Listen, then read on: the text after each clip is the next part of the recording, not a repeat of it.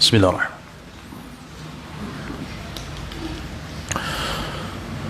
Assalamualaikum warahmatullahi wabarakatuh. Waalaikumsalam warahmatullahi wabarakatuh. Alhamdulillahilladzi bi ni'matihi tatimmu shalihat. Asyhadu an la ilaha illallah wahdahu la syarika lah. Asyhadu anna Muhammadan 'abduhu wa rasuluhu la nabiyya ba'dah. Allahumma shalli ala Muhammad wa ala ali Muhammad wa la haula wa la quwwata illa billahil 'aliyyil 'azim. Amma ba'du. Anakku sekalian yang dimuliakan Allah Subhanahu wa taala, alhamdulillah kita masih diberikan Allah nikmat kesehatan, nikmat kesempatan masih bisa berkumpul bersama di masjid kita, Masjid Aisyah, Pondok Tahfizul Quran Yatim Du'afa Al-Umar Talang Sleman Ogan Ilir. Ya insyaallah kita semua nanti bisa berkumpul di jannahnya Allah, Jannatul Firdaus, bersama para penghafal Quran, bersama anak-anak santri yang soleh-soleha, dan berkumpul bersama Rasulullah sallallahu alaihi wasallam. Amin ya rabbal alamin. Anakku sekalian yang dimuliakan Allah Subhanahu wa taala, muncul beberapa pertanyaan kemarin sama Ustaz. Ada yang inbox Ustaz, ada yang WA Ustaz bertanya, kenapa cuma pondok kita yang enggak pulang ya? Hendra ketawa. Kenapa pondok Al-Umar ini enggak meliburkan santrinya ya? Ada beberapa hal yang jadi pertimbangan Ustaz. Pertama, jarak kita ke Palembang itu cuma 1 jam lebih ya. Dan Palembang ditetapkan sebagai zona merah untuk virus corona ini. Kemudian yang paling dekat dan yang paling banyak jadi PDP ya, pasien yang dalam pengawasan itu dari Prabu Mulih. Sedangkan jarak kita dengan Prabu Mulih itu dilamakan itu 40 menit. Dilamakan 40 menit. Kalau pakai motor itu cuma 30 menit. Dan Prabu Mulih adalah zona merah dan penyumbang terbesar saat ini. Dari 11 pasien virus corona itu, 5 diantaranya berasal dari kota Prabu Mulih.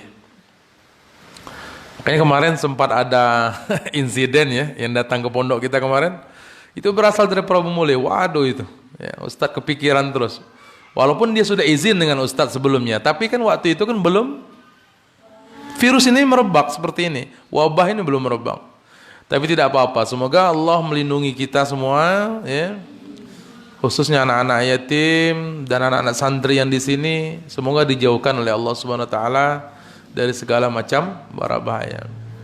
Nah, kembali kepada pertanyaan orang-orang yang di sekitar pondok pesantren dan para pengikut ya, yang menyukai halaman pondok pesantren kita ya, itu banyak yang bertanya, Ustadz kenapa santrinya tidak diliburkan sedang pondok pesantren yang lain meliburkan, dengan berbagai macam alasan. Ustadz punya alasan tersendiri. Itu yang alasan pertama, karena kita dekat dengan zona merah ya, itu yang pertama. Yang kedua, Ustadz mikirkan anak-anak yatim dan duafa yang bernaung di pondok ini. Kalian tahu banyak di antara kita yang yatim dan duafa di sini ya. Ada yang ditanya, Ustadz aku mau pulang kemana nanti kalau diliburkan? Nah sedih Ustadz ya. Sedangkan dia sekolah di sini pun ada yang diantarkan di sini kan, kamu tahu ceritanya. Ada yang malam-malam, Ustadz diantar ke sini tolong, anak ini sudah 2 tahun tidak sekolah. Ada lagi yang ngomong, Ustadz ini sudah tidak punya orang tua lagi, diantarkan ke sini. Dan kita sekolah di sini, berkumpul bersama kita. Nah nanti kalau diliburkan mau pulang kemana mereka? Ya, Tetap kita bertahan di sini karena walaupun tidak di lockdown selama ini kita tetap melakukan lockdown. Kita dikunci di wilayah ini, di pondok ini tanpa dibolehkan keluar. Yakinlah, ya. Allah tidak menurunkan segala sesuatu itu kecuali ada hikmah besar di dalamnya. Kita lihat siapa yang tidak bermimpi mendekap Ka'bah, rumah Allah, Baitullah, salat dan sujud di Hijr Ismail. Siapa yang tidak mimpi? Tapi sekarang itu menjadi mimpi buruk ke sana. Kosong di sana. Ada tembok Cina. Tidak lagi jadi benteng hebat. Sekarang runtuh. Benteng yang terkuat di dunia itu yang paling panjang itu, tembok Cina itu. Sekarang runtuh. Ada kota Paris yang seluruh film cinta dibuat di sana. Seluruh film romantis dibuat ke sana. Tapi sekarang lenyap bungkam, tanpa ada cinta di sana. Ada Italia, yang katanya kota terbersih, yang jaminan kesehatannya nomor 1 di dunia. Sekarang jadi apa? Kuburan massal di sana. Ribuan orang meninggal dunia. Dulu mengunjungi saudara, ada salah satu bentuk cinta kepada saudara. Sekarang tidak mudik, tidak pulang ke dusun, itu salah satu bentuk cinta kita kepada orang tua, cinta kita kepada saudara. Dulu berjabat tangan ketemu menghapuskan dosa. Sekarang orang ketakutan menjabat tangan. Apalagi yang pulang dari Malaysia misalnya, dari Singapura, dari Jakarta, takut semua salaman. Masjid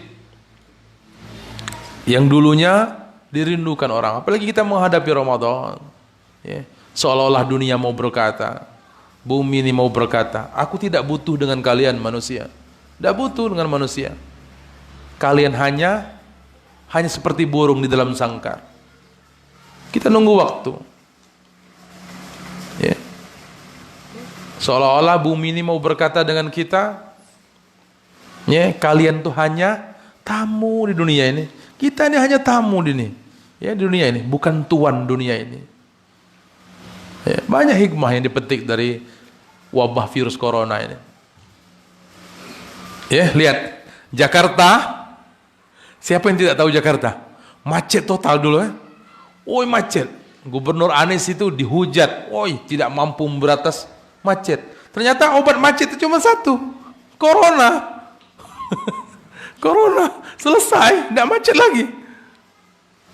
Orang-orang ketakutan keluar rumah. Dulu kita ringam. Ya Allah, ringam. Dengan biduan yang lenggak-lenggok joget. Setiap hari Minggu ada orkesan. Berhenti sekarang. Ada yang ngomong. Ya, ada yang ngomong. Kok bulan puasa jadi 2 bulan ya? Ramadan jadi 2 bulan, liburnya lama katanya. Ya, berhenti sekarang. Cukup dengan virus corona. Makhluk Allah, ciptaan Allah yang kita tidak tahu apa bentuknya. Berhenti sekarang. Tidak ada lagi di musik-musik itu yang DJ-DJ-an, yang minum-minuman. Lihat biduan lenggok-lenggok pakai pakaian yang kayak Tarzan itu. Tidak ada lagi sekarang. Cukup kata Allah. Sehingga semua orang ketakutan dengan yang namanya kematian. Ini hikmahnya. Ya. Orang dulu menjelek-jelekkan, ya. Oh, Islam itu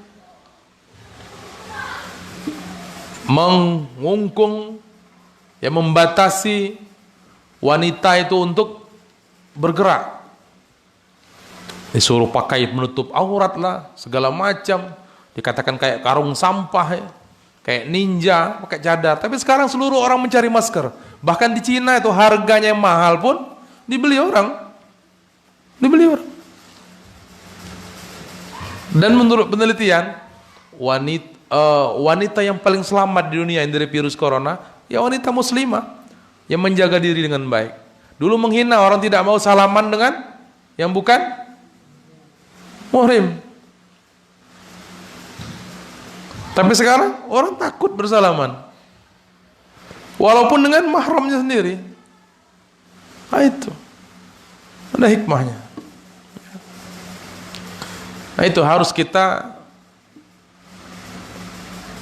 pikirkan, ya, renungkan dan kita amalkan bahwa bekal sebaik-baik di dunia ini adalah ketakwaan kita kepada Allah Subhanahu wa ta'ala.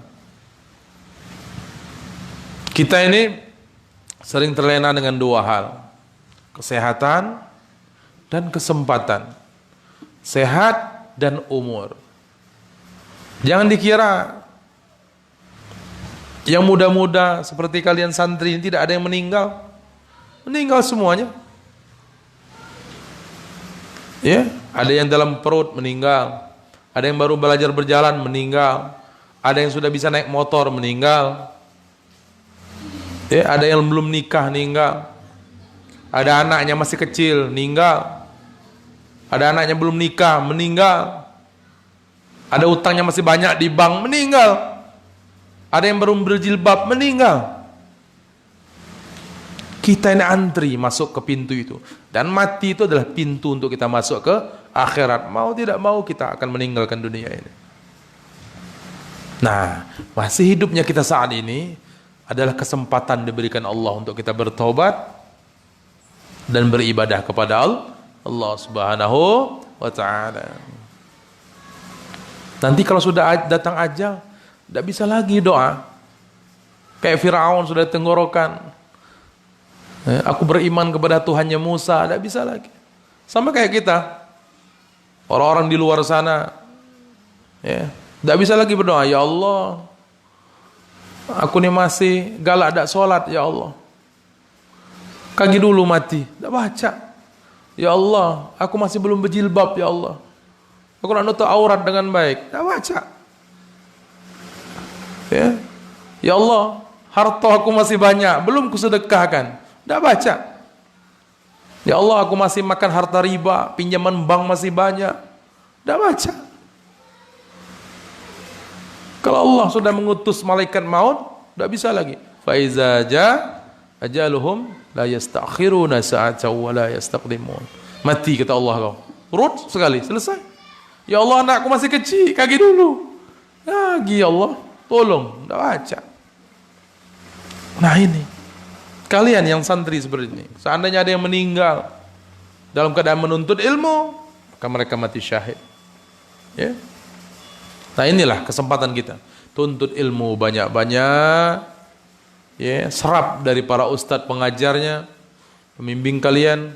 Nanti ketika pulang ke daerah masing-masing, sudah besar, sudah tamat dari pondok ini, khususnya anak-anak yatim dan duafa yang bermukim di sini, yang bernaung di pondok ini, bawa pelajaran keluar. Ya, oleh-oleh keluar. Ini yang kami dapatkan dari pondok ini. Terima kasihlah dengan ustaz-ustaz yang ngurus kalian. Ustaz Rizki, Ustaz Hegi, ya, Ustaz Yopi, Ustaz Sonia, ya. Silakan, kamu boleh benci dengan ustaz-ustazah yang di sini, tapi nanti kamu akan berterima kasih dengan apa yang mereka berikan. Ya. Baik anak-anakku sekalian, menunjukkan Allah Subhanahu wa ta'ala. Ya. Sebagai pesan terakhir sebelum kalian melanjutkan ke pelajaran berikutnya, kita saat ini menghadapi, insyaallah akan menghadapi bulan Ramadan. Jadi jaga kesehatan, ya, manfaatkan kesempatan ini untuk murojaah hafalan kalian, terutama yang putra yang jadi imam nanti. Ya. Kita punya tim di sini banyak, ya, tim imamnya nanti. Silakan bagi, ya, digiatkan.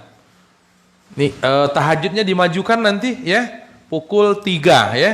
Pukul 3 dimajukan pukul 3. Biasanya jam berapa? Jam setengah 4 ya?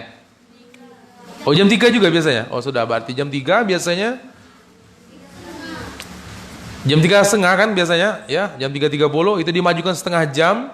Jadi setengah jam itu digunakan untuk kita tahajud, kemudian tutup witir.